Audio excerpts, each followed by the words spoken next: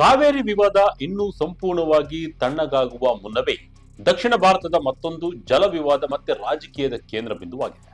ಇದು ಕೇವಲ ಒಂದು ಅಣೆಕಟ್ಟಿನ ಕಥೆಯಲ್ಲ. ಎರಡೂ ರಾಜ್ಯಗಳ ಹಕ್ಕು, ರೈತರ ಬದುಕು, ನ್ಯಾಯಾಲಯದ ಆದೇಶ, ಸುರಕ್ಷತೆ ಮತ್ತು ರಾಜಕೀಯ ಪ್ರತಿಷ್ಠೆಯ ನಡುವೆ ನಡೆಯುತ್ತಿರುವ ಬಹು ದಶಕಗಳ ಹೋರಾಟದ ಕತೆ.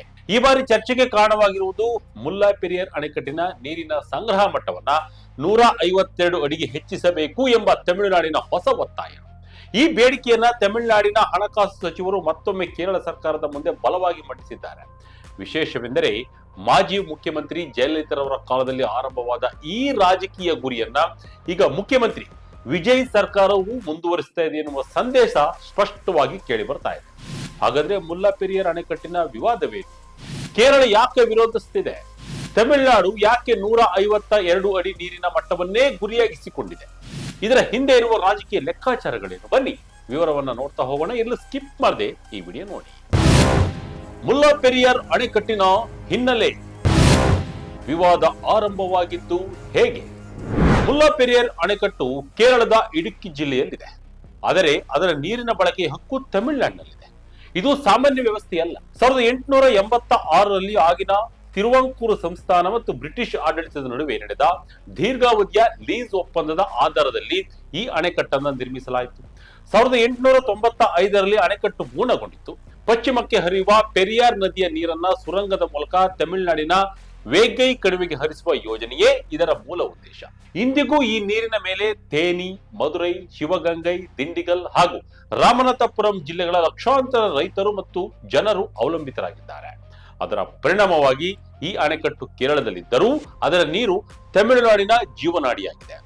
1979ರಲ್ಲಿ ಅಣೆಕಟ್ಟಿನ ಸುರಕ್ಷತೆ ಕುರಿತು ಆತಂಕ ವ್ಯಕ್ತವಾಯಿತು. ಹಳೆಯ ಸುರಕ್ಕಿ ತಂತ್ರಜ್ಞಾನದಿಂದ ನಿರ್ಮಿಸಲ್ಪಟ್ಟಿದ್ದ ಭೂಕಂಪ ಅಥವಾ ಅತಿವೃಷ್ಟಿಯ ಸಂದರ್ಭದಲ್ಲಿ ಅಪಾಯ ಉಂಟಾಗಬಹುದು ಎಂದು ತಜ್ಞರು ಎಚ್ಚರಿಸಿದರು. ಅದಾದ ಬಳಿಕ ಮುನ್ನೆಚ್ಚರಿಕೆಯ ಕ್ರಮವಾಗಿ ನೀರಿನ ಮಟ್ಟವನ್ನ 152 ಅಡಿಯಿಂದ 136 ಅಡಿಗೆ ಇಳಿಸಲಾಯಿತು. ತಮಿಳುನಾಡು ಇದನ್ನ ತಾತ್ಕಾಲಿಕ ಕ್ರಮ ಎಂದು ಹೇಳಿದರೆ, ಕೇರಳ ಮಾತ್ರ ಇದನ್ನ ಜನರ ಸುರಕ್ಷತೆಯೇ ಮೊದಲ ಆದ್ಯತೆ ಎಂದು ಹೇಳಿತ್ತು. ವರ್ಷಗಳ ಕಾಲ ನಡೆದ ಕಾನೂನು ಹೋರಾಟದ ನಂತರ 2014ರಲ್ಲಿ ಸುಪ್ರೀಂ ಕೋರ್ಟ್ ಮಹತ್ವದ ತೀರ್ಪನ್ನು ನೀಡಿತು. ಅಣೆಕಟ್ಟಿಗೆ ಬಲವರ್ಧನೆ ಕಾಮಗಾರಿಗಳು ನಡೆದಿರುವುದರಿಂದ ನೀರಿನ ಮಟ್ಟವನ್ನ 142 ಅಡಿವರೆಗೆ ಹೆಚ್ಚಿಸಲು ಅನುಮತಿಯನ್ನು ನೀಡಿತು. ಅಷ್ಟೇ ಅಲ್ಲ, ಉಳಿದ ಬಲವರ್ಧನೆ ಕಾಮಗಾರಿಗಳು, ವಿಶೇಷವಾಗಿ ಬೇಬಿ ಡ್ಯಾಂ ಬಲಪಡಿಸುವ ಕೆಲಸ ಪೂರ್ಣಗೊಂಡ ಬಳಿಕ 152 ಅಡಿಗಳವರೆಗೆ ಹೆಚ್ಚಿಸುವ ಸಾಧ್ಯತೆಯನ್ನ ಪರಿಗಣಿಸಬಹುದು ಎಂದು ತಿಳಿಸಿತು. ಅಲ್ಲಿಂದಲೇ ಹೊಸ ರಾಜಕೀಯ ಹಂತ ಆರಂಭವಾಯಿತು. ಜಯಲಲಿತಾರವರ ರಾಜಕೀಯ ನಿಲುವು. ಈಗ ವಿಜಯ್ ಸರ್ಕಾರ ಏನು ಮಾಡುತ್ತಿದೆ? ಅಂದು ತಮಿಳುನಾಡಿನ ಮುಖ್ಯಮಂತ್ರಿ ಜಯಲಲಿತಾ ಸುಪ್ರೀಂ ಕೋರ್ಟ್ ತೀರ್ಪನ್ನ ಐತಿಹಾಸಿಕ ಜಯ ಎಂದು ಘೋಷಿಸಿದರು. ಇದು ತಮಿಳುನಾಡಿನ ರೈತರಿಗೆ ದೊರೆತ ನ್ಯಾಯ ಎಂದು ಹೇಳಿದ್ದ ಅವರು, ಅಂತಿಮ ಗುರಿ 152 ಅಡಿ ನೀರಿನ ಮಟ್ಟ ಸಾಧಿಸುವುದೇ ಎಂದು ಸ್ಪಷ್ಟಪಡಿಸಿದ್ದರು. ಅವರ ಸರ್ಕಾರ ಈ ವಿಚಾರವನ್ನ ಕೇವಲ ನೀರಾವರಿ ಸಮಸ್ಯೆಯಾಗಿ ನೋಡದೆ ರಾಜ್ಯದ ಹಕ್ಕು ಮತ್ತು ರೈತರ ಬದುಕಿನ ಪ್ರಶ್ನೆಯಾಗಿ ರೂಪಿಸಿತು. ಈಗ ಮುಖ್ಯಮಂತ್ರಿ ವಿಜಯ್ ನೇತೃತ್ವದ ಸರ್ಕಾರವು ಅದೇ ನಿಲುವನ್ನ ಮುಂದುವರಿಸ್ತಾ ಇದೆ. ಇತ್ತೀಚೆಗೆ ತಮಿಳುನಾಡಿನ ಹಣಕಾಸು ಸಚಿವರು ಕೇರಳ ಸರ್ಕಾರಕ್ಕೆ ಮತ್ತೊಮ್ಮೆ ಮನವಿ ಮಾಡಿದ್ದಾರೆ. ಅವರ ಪ್ರಮುಖ ಬೇಡಿಕೆಗಳೇನು ಅನ್ನೋದನ್ನ ನೋಡ್ತಾ ಹೋದಾದ್ರೆ, ಮೊದಲನೇದಾಗಿ ಬೇಬಿ ಡ್ಯಾಂ ಬಲವರ್ಧನೆಗೆ ಅಗತ್ಯವಿರುವ ಮರಗಳ ತೆರವಿಗೆ ಅನುಮತಿಯನ್ನು ಕೊಡಬೇಕು. ಇನ್ನು ಎರಡನೇದಾಗಿ ಉಳಿದ ತಾಂತ್ರಿಕ ಕಾಮಗಾರಿಗಳಿಗೆ ಅಡ್ಡಿ ಆಗಬಾರದು. ಇನ್ನು ಮೂರನೇದಾಗಿ ಸುಪ್ರೀಂ ಕೋರ್ಟ್ ಸೂಚಿಸಿದ ಪ್ರಕ್ರಿಯೆ ಪೂರ್ಣಗೊಳಿಸಲು ಸಹಕರಿಸಿ ನಂತರ 152 ಅಡಿಗಳವರೆಗೆ ನೀರಿನ ಮಟ್ಟ ಹೆಚ್ಚಿಸಲು ಅವಕಾಶ ನೀಡಿ ಎನ್ನುವುದಾಗಿದೆ. ಇದು ಕೇವಲ ಆಡಳಿತಾತ್ಮಕ ಪತ್ರವಲ್ಲ, ತಮಿಳುನಾಡಿನ ರಾಜಕೀಯ ಸಂದೇಶವೂ ಹೌದು. ಕೇರಳ ರಾಜ್ಯ ಯಾಕೆ ವಿರೋಧಿಸ್ತಾ ಇದೆ? ಡ್ಯಾಂ ನೀರು ಹೆಚ್ಚಿಸಿದ್ರೆ ಮುಂದಿರುವ ಸವಾಲುಗಳೇನು? ಆದರೆ ಈ ವಿಚಾರದಲ್ಲಿ ಕೇರಳ ಸರ್ಕಾರದ ನಿಲುವು ಸಂಪೂರ್ಣ ಭಿನ್ನವಾಗಿದೆ. ಕೇರಳದ ವಾದದ ಪ್ರಕಾರ ಮುಲ್ಲಾಪೆರಿಯಾರ್ ಅಣೆಕಟ್ಟು ಸುಮಾರು 130 ವರ್ಷಗಳಷ್ಟು ಹಳೆಯದಾಗಿದ್ದು, ಆಗಿನ ಕಾಲದಲ್ಲಿ ಬಳಕೆಯಲ್ಲಿದ್ದ ಸುರಕ್ಕಿ ತಂತ್ರಜ್ಞಾನದಿಂದ ನಿರ್ಮಾಣಗೊಂಡಿದೆ. ಇಡುಕ್ಕಿ ಜಿಲ್ಲೆ ಭೂಕಂಪ ಸಂಭವಿಸುವ ಸಾಧ್ಯತೆ ಇರುವುದರಿಂದ ಇಂತಹ ಹಳೆಯ ಅಣೆಕಟ್ಟಿನಲ್ಲಿ ನೀರಿನ ಮಟ್ಟವನ್ನ ಮತ್ತಷ್ಟು ಹೆಚ್ಚಿಸುವುದು ಸುರಕ್ಷಿತವಲ್ಲ ಎಂಬುದು ಕೇರಳದ ಪ್ರಮುಖ ವಾದವಾಗಿದೆ. ಒಂದು ವೇಳೆ ಯಾವುದೇ ಅನಾಹುತ ಸಂಭವಿಸಿ ಅಣೆಕಟ್ಟಿಗೆ ಹಾನಿಯಾದ್ರೆ ಇಡುಕ್ಕಿ, ಕುಮಳಿ ಸೇರಿದಂತೆ ಕೆಳಭಾಗದ ಹಲವಾರು ಪ್ರದೇಶಗಳು ಜಲಾವೃತವಾಗುವ ಸಾಧ್ಯತೆ ಇದೆ ಮತ್ತು ಲಕ್ಷಾಂತರ ಜನರ ಜೀವ ಹಾಗೂ ಆಸ್ತಿಪಾಸ್ತಿಗೆ ಅಪಾಯ ಎದುರಾಗಬಹುದು ಎಂದು ಕೇರಳ ಸರ್ಕಾರ ಆತಂಕವನ್ನ ವ್ಯಕ್ತಪಡಿಸ್ತಾ ಇದೆ.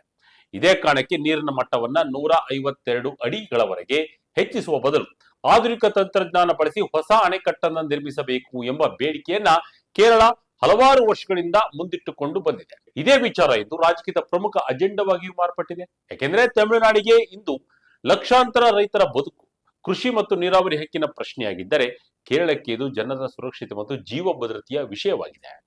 ಹೀಗಾಗಿ ಎರಡೂ ರಾಜ್ಯಗಳ ಸರ್ಕಾರಗಳು ತಮ್ಮ ತಮ್ಮ ಜನರ ಹಿತಾಸಕ್ತಿಯನ್ನ ಮುಂದಿಟ್ಟುಕೊಂಡು ದೃಢವಾದ ನಿಲುವುಗಳನ್ನ ತೆಗೆದುಕೊಳ್ಳುತ್ತಿವೆ. ಅದಕ್ಕಾಗಿಯೇ ಮುಲ್ಲಾ ಪೆರಿಯಾರ್ ವಿವಾದವು ಕೇವಲ ತಾಂತ್ರಿಕ ಅಥವಾ ಕಾನೂನು ವಿಚಾರವಾಗಿ ಉಳಿಯದೆ ಎರಡೂ ರಾಜ್ಯಗಳ ರಾಜಕೀಯದಲ್ಲಿಯೂ ಅತ್ಯಂತ ಸೂಕ್ಷ್ಮ ಮತ್ತು ಭಾವನಾತ್ಮಕ ವಿಷಯವಾಗಿ ಮುಂದುವರೆದಿದೆ.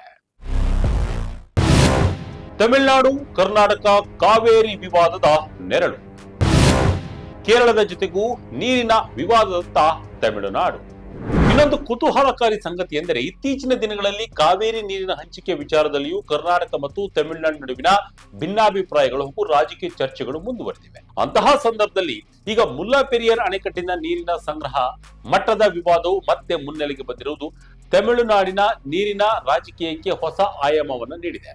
ಒಂದು ಕಡೆ ಕಾವೇರಿ ನೀರಿನ ಹಕ್ಕಿಗಾಗಿ ತಮಿಳುನಾಡು ತನ್ನ ವಾದವನ್ನ ಬಲವಾಗಿ ಮಂಡಿಸುತ್ತಿದ್ರೆ, ಮತ್ತೊಂದು ಕಡೆ ಮುಲ್ಲಾ ಪೆರಿಯಾರ್ ಅಣೆಕಟ್ಟಿನಲ್ಲಿ 152 ಅಡಿಗಳವರೆಗೆ ನೀರಿನ ಮಟ್ಟ ಹೆಚ್ಚಿಸುವ ಗುರಿಯನ್ನ ಸಮಾನವಾಗಿ ಮುಂದಿಟ್ಟುಕೊಂಡಿದೆ. ಹೀಗಾಗಿ ಎರಡು ಪ್ರಮುಖ ಜಲ ವಿವಾದಗಳಲ್ಲೂ ತಮಿಳುನಾಡು ತನ್ನ ನೀರಿನ ಹಕ್ಕು ಮತ್ತು ರೈತರ ಹಿತಾಸಕ್ತಿಯನ್ನ ಪ್ರತಿಪಾದಿಸುವ ರಾಜಕೀಯ ಸಂದೇಶವನ್ನು ನೀಡ್ತಾ ಇದೆ. ಆದರೆ ಮುಂದಿನ ದಿನಗಳಲ್ಲಿ ಏನಾಗಲಿದೆ ಎಂಬುದು ಈಗ ಎಲ್ಲರ ಕುತೂಹಲದ ಪ್ರಶ್ನೆಯಾಗಿದೆ. ಬೇಬಿ ಡ್ಯಾಂ ಬಲವರ್ಧನೆಗೆ ಕೇರಳ ಸರ್ಕಾರ ಅನುಮತಿ ನೀಡುತ್ತದೆಯಾ? ನೀರಿನ ಮಟ್ಟ ಹೆಚ್ಚಿಸುವ ವಿಚಾರದಲ್ಲಿ ತನ್ನ ನಿಲುವು ಬದಲಾಯಿಸುತ್ತದೆಯಾ?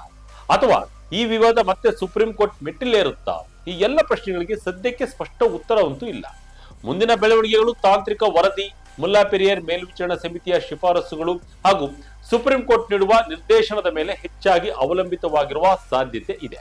ಹೀಗಾಗಿ ಮುಲ್ಲಾ ಪೆರಿಯಾರ್ ವಿವಾದ ಮುಂದಿನ ದಿನಗಳಲ್ಲಿಯೂ ದಕ್ಷಿಣ ಭಾರತದ ರಾಜಕೀಯ ಮತ್ತು ಜಲಸಂಪನ್ಮೂಲ ಚರ್ಚೆಯ ಕೇಂದ್ರ ಬಿಂದುವಾಗಿಯೇ ಮುಂದುವರಿಯುವ ಸಾಧ್ಯತೆ ಜಾಸ್ತಿ ಇದೆ.